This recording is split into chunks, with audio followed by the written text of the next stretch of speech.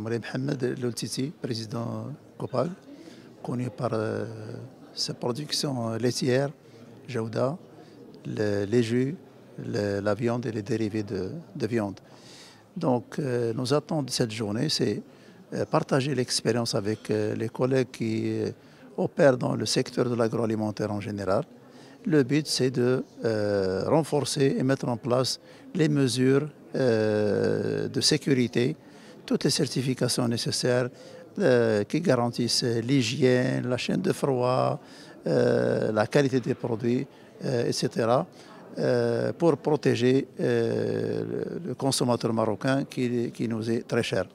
Et dans notre capital, c'est le producteur d'une part, mais aussi les consommateurs marocains d'autre part. C'est les deux partenaires majeurs qu'il faut protéger et sécuriser. Tout ce que nous faisons, il répond aux critères reconnus internationalement, sans problème.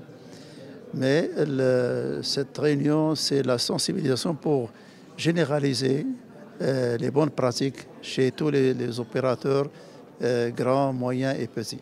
Les ambitions, c'est de répondre aux besoins des consommateurs,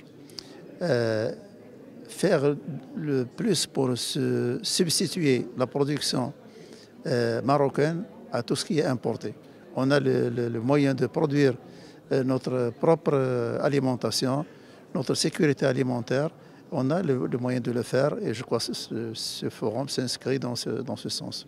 Les enjeux sont vraiment d'une extrême importance parce que le sujet de la sécurité des aliments n'est pas juste un sujet de santé publique, c'est un sujet aussi économique. L'impact d'un nombre important de malades, quand on tombe malade juste en s'alimentant, c'est quelque chose de dommageable économiquement et qui impacte les pays de manière générale.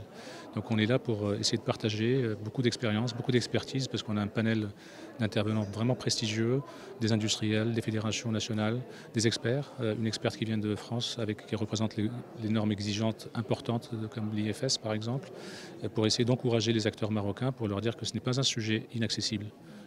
L'amélioration de la sécurité alimentaire n'est pas inaccessible, c'est accessible, on veut juste partager les outils avec le plus grand nombre. Écoutez, je pense quand même que oui. Néanmoins, que ce soit d'ailleurs au Maroc ou ailleurs, on ne peut pas protéger à 100% la population. Par contre, on compte beaucoup sur la capacité des entreprises à avoir une certaine culture de sécurité alimentaire.